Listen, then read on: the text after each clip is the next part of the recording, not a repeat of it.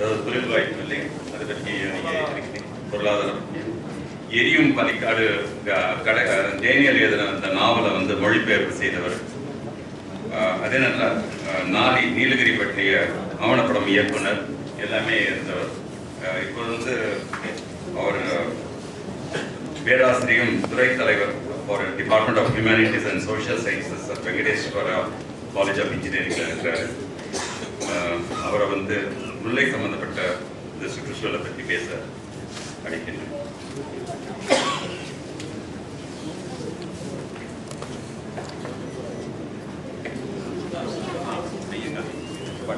நான் இப்படி உட்காந்து தான் உங்களை நிப்பாட்ட சொல்லுவேன்.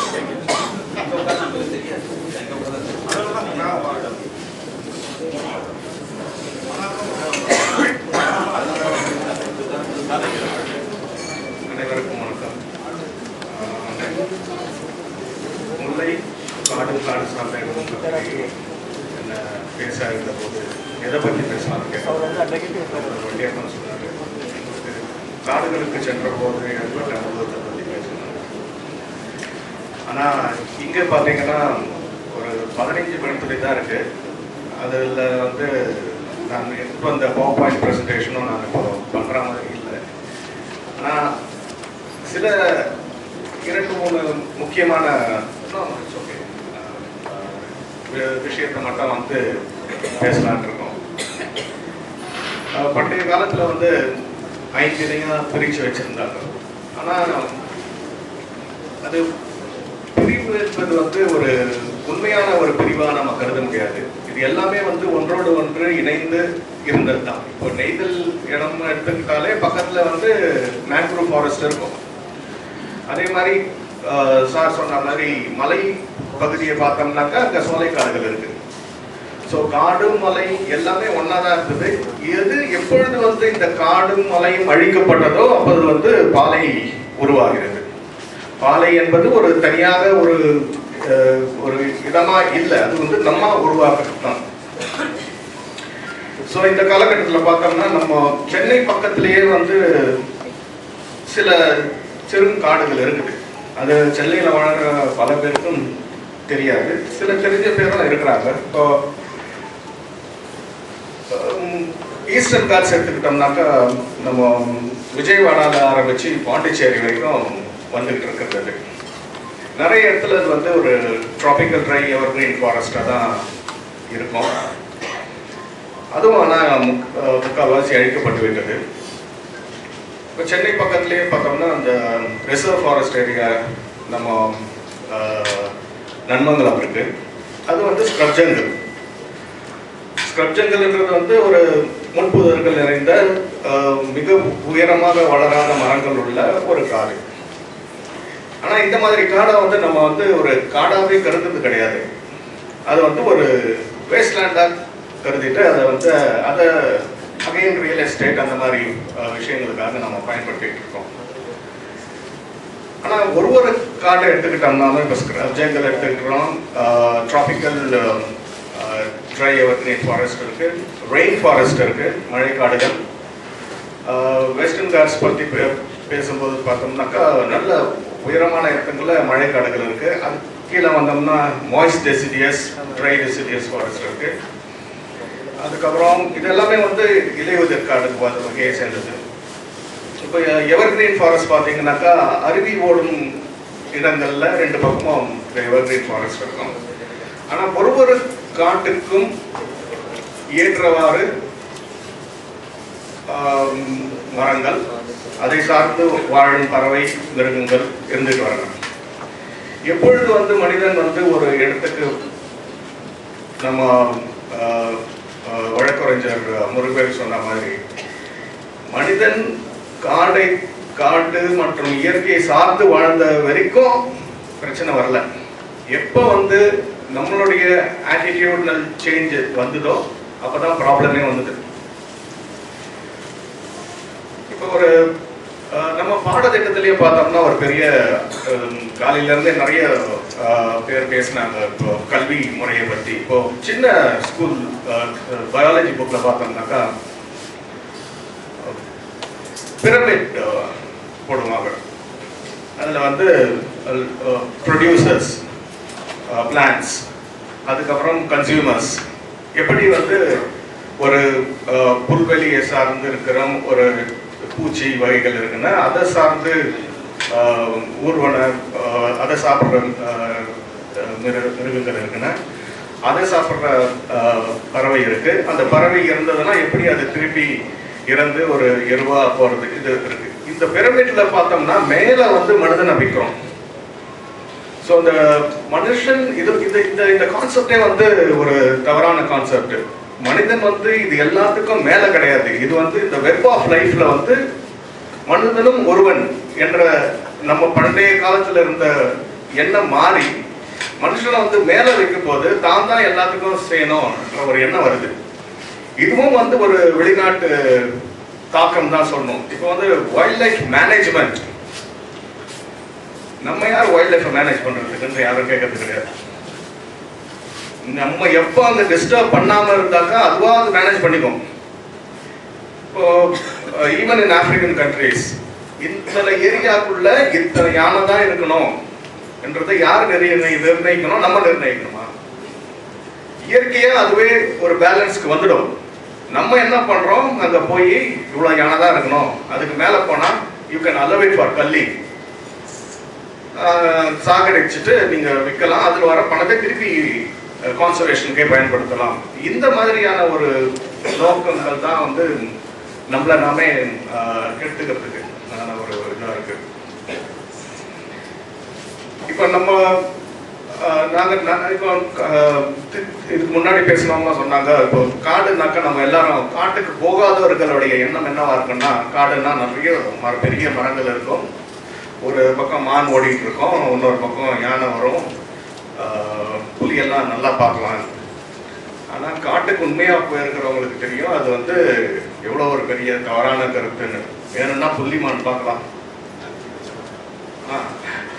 அதை தாண்டி போனோம்னாக்கா நீங்க 5 நாள் காட்டுக்குள்ளேயே இருந்தாலும் ஒரு யானையை கூட பார்க்காம இருக்கலாம். ரோடுக்கு வந்தீங்கன்னா அதே யானையை பார்க்கலாம்.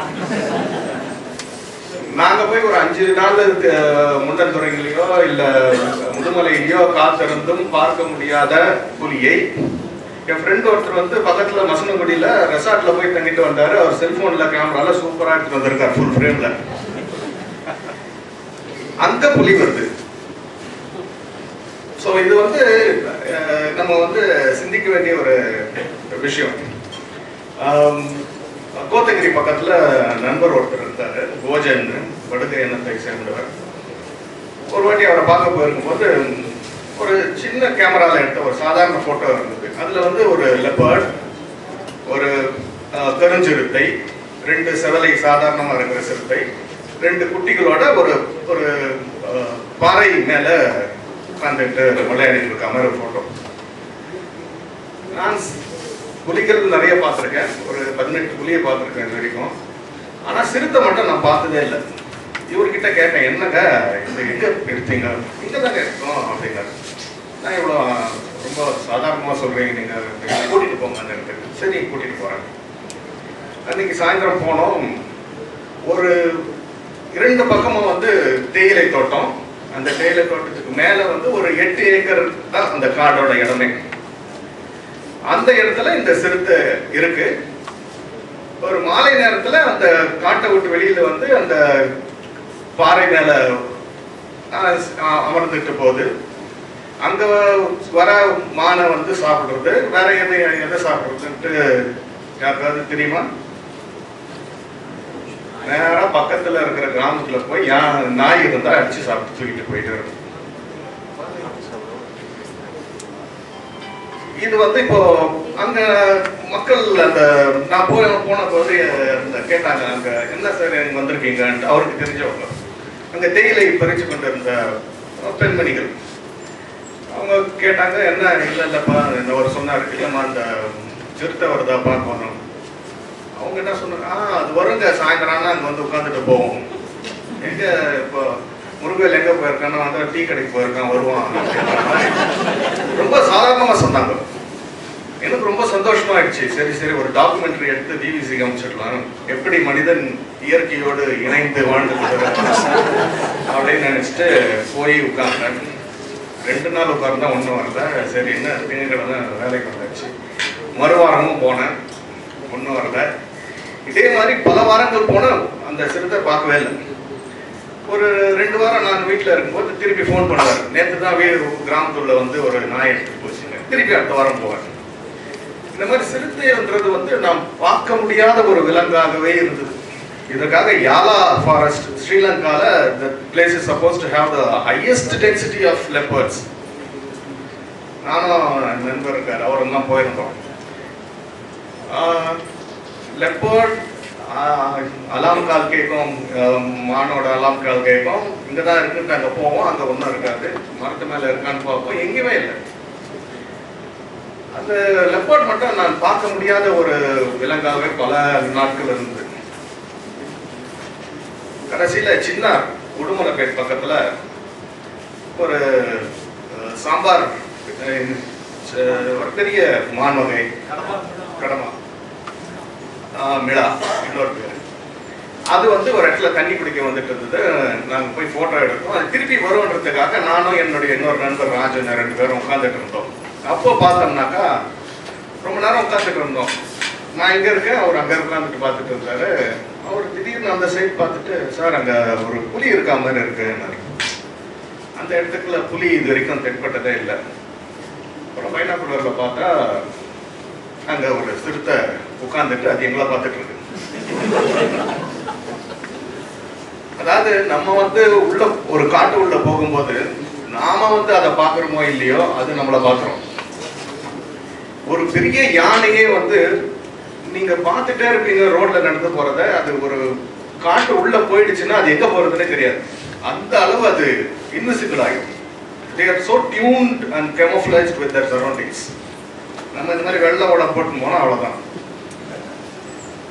ஸோ ஒரு 5 போட்டோ மட்டும் தான் எடுத்தேன். எடுத்துட்டு எப்படி வந்திருக்குன்னு பார்த்துட்டு பார்க்குறாங்க, இல்லை அது வந்து நான் அந்த போட்டோ எடுக்கலன்னா நான் பார்க்கல, இந்த பிரம்மையான்ட்டு கூட தோணியிருக்கேன் எனக்கு. ஸோ ஒரு காடுன்றது வந்து அந்த அளவு ஒரு காம்ப்ளெக்ஸ் சிஸ்டம்.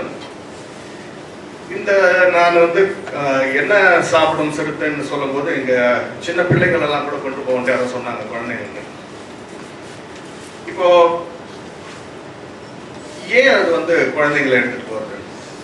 இது வந்து ரீசெண்டா நம்ம சஞ்சய் காந்தி நேஷனல் பார்க் பக்கத்துல இருக்கிற ஒரு கிராமத்துல வந்து சிறுத்தைகள் அடிக்கடி வந்து பிள்ளைங்களை எடுத்துட்டு போறதா ஒரு குற்றச்சாட்டுலாம் நிறைய வந்தது.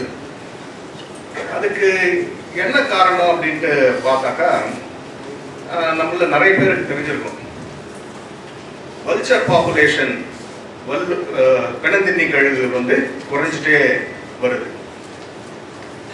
பார்சி இன மக்கள் வந்து டெட் பாடியை வந்து எரிக்க மாட்டாங்க, புதைக்க மாட்டாங்க. சைலண்ட் டவர்ஸ்ன்ட்டு ஒன்று கட்டி வச்சிருப்பாங்க, அது மேலே போய் பாடியை வச்சிருவாங்க.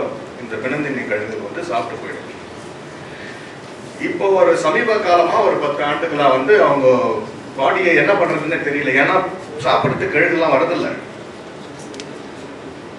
ஏன் இந்த மாதிரி ஆயிடுச்சுன்னு பார்த்தோம்னாக்கா, இந்த சிறுத்தை புலி ஒரு கிராமத்துக்கு வந்து எடுத்துட்டு போறதுக்கும் இந்த பிணந்தின்னி கழுகுகள் வந்து குறைஞ்சிட்டு வரதுக்கும் என்ன தொடர்பு இருக்கு அப்படின்னு பார்த்தோம்னா, கால்நடைகளுக்கு கொடுக்க வேண்டிய ஒரு மருந்து ஒன்று இருக்கு, சைக்ளோஃபெனாக். அந்த மருந்து வந்து கெமிக்கலான ஆக்கப்பட்ட மருந்து. இந்த கால்நடைகள் இறந்து போகும்போது அதை வந்து இந்த பிணந்தின்னி கழுகுகள் சாப்பிட்டுட்டு வந்து அதனுடைய உணவு தான். ஆனா ஒரு ஒரு ஒரு காலகட்டத்துக்கு பிறகு வந்து இந்த பிணந்தின்னி கழுகுகள் வந்து ட்ரூப்பிங் ஆஃப் ஹெட் டிசீஸ் தலை அப்படியே தொங்கிடும். அப்படியே கழுகுகள்லாம் கீழே விழுந்து விழுந்து விழுந்து செத்து போயிட்டே இருக்கு. ஆராய்ச்சியாளர்கள் இறந்து போன கழுகை எடுத்து அட்டாப்சி பண்ணி பார்த்ததுல வந்து டீஹைட்ரேட் ஆகி இறந்து போயிருக்கும் முக்கால்வாசி கழுகு. சரி, இதுக்கு காரணம் என்னன்னு பார்த்தாக்கா, இந்த பயோமேக்னிஃபிகேஷன் சொல்லுவாங்க. ஒரு சின்ன உயிரில இருந்து எப்படி நாம் சாப்பிடும் உணவில் இருக்கிற ரசாயனமோ இதெல்லாம் வந்து ஒரு பெரிய உயிரினத்துக்கு போகும்போது எப்படி மேக்னிஃபை ஆகிட்டு போகுதுன்னு. ஸோ இந்த கால்நடைக்காக கொடுக்கப்பட்ட உணவுல இருக்கிற அந்த கெமிக்கல்ஸ் வந்து இந்த கழுகுகளுக்கு போய் அதை டீஹைட்ரேட் ஆகிக்கிட்டு இறந்து போயிடுது. ஸோ தலை தொங்கி இறந்து போயிடுது. இந்த மாதிரி இறந்து போனதுனால என்னாச்சு, இந்த இறந்து போன கால்நடைகளை வந்து டிஸ்போஸ் ஆகலை, அதுங்க அப்படியே இருக்கு அங்கங்க. இதை சாப்பிட கிராமத்தில் இருக்கிற நாய்ங்க வந்து அங்க போச்சு. நாய்ங்க நிறைய அதிகமாச்சு, இனப்பெருக்கம் ஆச்சு. இனப்பெருக்கம் ஆனவொடனே நிறைய நாய் போனவொடனே நாய் வந்து காட்டுக்கு போச்சு. காட்டில் இருக்கிற லெப்பர்டு அதை பார்த்தது, இது ஈஸியாக இருக்கு சாப்பிடுவோம், மான்லாம் ஓடி போனோம், இது நம்மளை பார்த்தவொடனே அப்படியே உறைஞ்சி போய் நிற்குதுன்னு போய் அழகா சாப்பிட ஆரம்பிச்சிருச்சு. நாய் அங்க இருக்கிற நாய் குறைய குறைய நாயை தேடி லெப்பர்டு வந்து நாட்டுக்கு வருது. நாய் காணாத பட்சத்துல சிறுவர்கள் குழந்தைகள் கிடைக்குது, எடுத்துட்டு போகுது. இதுதான் லிங்க். சோ மனிதர்களாகிய நாம வந்து எப்படி நம்ம வாழ்க்கை முறையை, இப்போ கழுகுகள் வந்து கிடையவே கிடையாது, பின்னணி கழுகுகள். இப்போ ரீசெண்டா திருப்பி ஒரு பந்திப்பூர், முதுமலை, கேரளா, வயநாடு 3 சேர்ற இடத்துல ஒரு காடு இருக்கு, அங்க போயிருந்தேன். ஒரு இடத்துல போனா ஒரு மான் இறந்து போயிருந்தது. சரி, நாங்க வந்து லெப்பர்ட் கில் நினைச்சோம், அது சாரி டைகர் கில், ஏதோ ஒரு பிரெடேட்டர் அடிச்சு போட்டிருக்கு. ரொம்ப சந்தோஷமா கிட்ட போனோன்னு பார்த்தா ஒரு 25 பிணந்தின்னி கழுகுகள் அங்கே உட்கார்ந்துட்டு இருந்தது. எங்களை பார்த்தோன்னா பறந்து போய் மரத்துல உட்கார்ந்து அங்க. சரி, பார்த்துட்டு இருக்கும்போது பார்த்தோம்னா இன்னும் ஒரு 4 மான் பக்கத்துல இருக்கு. இது லெப்பர்ட் கில் மாதிரி இல்லையே அப்படின்ட்டு கூட வந்த கார்டை கேட்டாக்கா அவர் சொன்னாரு, இதெல்லாம் இல்லை, நம்ம டைகர் கில்லோ லெப்பர்ட் கில்லோ கிடையாது, இதெல்லாம் வெஹிக்கிளர் கில். காட்டுக்கு நடுவுல போற பாதையினால வேகமா போற வண்டியில அடிபடுற மிருகங்கள், இதை வந்து நாங்க அட்டாப்சி பண்ண மாட்டோம், இதுக்கு வந்து எதுவும் பண்றதெல்லாம் கிடையாது, ஆனா செய்யணும், அதுவும் செய்யாம எடுத்துட்டு வந்து போட்டுறோம், அதை சாப்பிடதான் கழுகுகள். சரி, நல்லதா இருக்கு. இந்த இந்த மனிதர்களால கொடுக்கப்பட்ட கால்நடைகளை சாப்பிடுற கழுகுகள் இறந்து போறது, ஆனா நேச்சுரலான ஒரு உணவை சாப்பிடுற கழுகுகள், இன்னும் காடுகளுக்கு சார்ந்து இருக்கிற கழுகுகள் மட்டும் வாழ்ந்து கொண்டு இருக்கின்றன. ஸோ இந்த ஹியூமன் டிஸ்டர்பன்ஸ் வந்து இருக்குதான் இருக்கு. ஆனா சார் சொன்னாரு, இப்போ காடு உள்ள இருக்கிற ட்ரைபல்ஸ் காடை, அதை அவர் ஒன்று சொன்னது எத்தனை பேர் கவனிச்சிங்கன்னு தெரியல எனக்கு. அவங்க ட்ரைபலாவே இருக்கிற பட்சத்துல அவங்களால டிஸ்டர்பன்ஸ் வராது.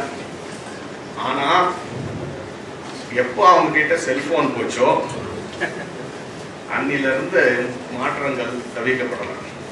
அவங்க வாழ்க்கை முறையும் மாறிவிட்டது. அவங்கள போய் பாக்குறாங்க. இப்போ உள்ள இருக்கிறவங்க, நான் போய் பார்த்துருக்கேன், சார் சொன்ன மாதிரி அவங்க வீடே வந்து 2 சைடு மூங்கில் வச்சு கட்டுவாங்க, நடுவுல சாணம் இதெல்லாம் கலந்து இருக்கிற மண்ணில் இருக்கும், பக்கா இன்சுலேஷன் இருக்கும், களி கொடுப்பாங்க, கத்திரிக்காய் கொடுப்பாங்க, சாப்பிட்டா எல்லாம் கரெக்ட். ஆனா அவங்கள பார்க்கறதுக்கு நம்மள மாதிரி ஆள் போறோமே, நம்ம பேசி அவங்க கிட்ட யானாலும் ஒருத்தங்க இதெல்லாம் எச்சரிக்கையே, ஒரு 4 மான் தோல் கொடுத்தா நல்லா போவோமே, அங்கதான் ப்ராப்ளமே ஆரம்பிக்கும். எப்பொழுது அவர்கள் கரப்ட் ஆகுறாங்களோ அந்த இன்னசென்ஸ் போய் அவங்களுக்கு இன்டிஜீனியஸ் நாலேஜ் அவங்களுக்கு இருக்கிறது, அவ்வளவு பிரமாதமான நாலேஜ். அந்த நாலேஜை வந்து எப்படி, இப்போ எத்தனை பேருக்கு தெரியும் தெரியல, நம்ம தேக்கடியில வந்து விடியல்னு ஒரு குரூப் இருக்கு. அதுல வந்து இருக்கிறவங்க எல்லாருமே வந்து ஒரு காலத்துல ட்ரைபல்ஸா இருந்து ஆடுபவர்களாக ஆகி பின்னால் காட்டை பாதுகாக்கிறவங்களா ஆயிருக்கிறாங்க. இப்ப ஃபாரஸ்ட் டிபார்ட்மெண்ட் கூட இருக்கிறாங்க. அவங்க நாலேஜை வந்து நம்ம கன்சர்வேஷனுக்கு யூஸ் பண்ணலாம், as they are doing it. So இதை நான் எதுக்கு சொல்ல வரேன்னாக்கா, மனிதன் இயற்கையோடு வாழ்ந்து கொண்ட காலம் போய் இயற்கையை அழித்து வாழ இருக்கிற காலகட்டத்தில் இருக்கிறோம் நம்ம. ஸோ இந்த மாதிரி பல விவாதங்கள் இருந்தாக்கா நாமளும் நிறைய தெரிஞ்சுக்க முடியும். இதை காட்டை பாதுகாக்கிறதுக்காக நம்ம எதுவும் செய்யறதுக்கான ஒரு வாய்ப்பாகவும் இருக்கும். நன்றி.